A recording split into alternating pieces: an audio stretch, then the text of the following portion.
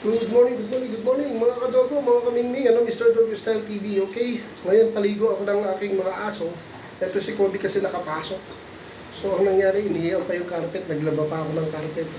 Ito mga kadogo, sa kanang likod ko, hirap palalaban ng carpet, manual. Ito mga kadogo, ang hirap pala maglaban ng carpet na manual. Ito, original to, matigas talaga yan. Tapos ito, may kulungan ako, pero hindi ko kinukulong ang mga aso ko, yung pusa ko. Ibang pusa, nalaya ko na. Sinalan, nilagay ko na lang dun sa kulungan maliit, yung mga anak. So, yan, sa nalikod ko. Tapos ito pa, mga kadogo, papakita pa ako. Ayan pa, bagong ligo, syempre. Tuloy na trabaho, pinaliguan ko na rin, naglinis na ako ng kene. Ito na sinala, kakakain na nila, lalaki na ng kuting niya. Ayan, sarap buhay. Binlower ko pa yan, may blower tayo. Alam naman yan, di ba?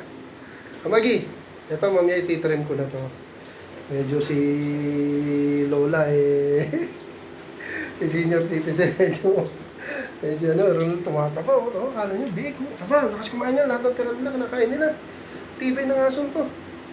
Ang gara na ito. Ano, Kabi? Sabihin ako, tika lang, umupulo pala yung aking ring ko. At lumaki ang ating tubig. Whoop! Yeah, right. Kasi pwedeng hindi tayo maglinis dahil yan ang unang-unang rules dito sa bahay. May kennel tayo pero dapat maging malinis dahil kung pababayaan natin, tayo mga dog breeder at dog owner, hindi pwedeng ganun. Tayo rin ang babaho. Ang baho niyan. Kung hindi natin lagi lilinisin. Even though tipid-tipid ng konti sa paggamit ng tubig, at least nalilinis. Okay? O yun. So, ayun, if possible, mag-trim ako mangyari na nagagawin. Ayun, dumaan pa. Ano yun, mag-iingin mo? Dumaan line man ng PLDT ito, gano'n na. So, ayun, if possible man ya, ulitin ko, baka mag-trim ako. Kitrim ko si Tandang Abi. Pati si Toby na rin, matanda na rin. Kitrim ko yung po niya. Pala niya, wala na. Wala yun, bakit? Bakit? Kakausapin natin. Ma, sabi ko lang, ititrim kita eh. Bakit? Ayaw mong itrim ko yung ayaw mong itrim ko yung paa mo? Ayaw? Ayaw?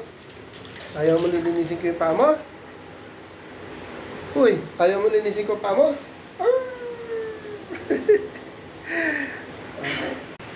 Ayaw daw itrim. Reklamo daw. Wala kang magagawa pag tinrim ko yung mga balahibong yung niya. Si Kobe hindi ko ganong kinoconcentrate sa trimming kasi heavy shading siya. Si Maggie talaga. Si Kobe po lang. Yung balahibong niya lang sa paa para hindi sumasabit yung mga dumi. Okay, dito na muna. Pagod na ako. Next time ulit. Thank you for watching.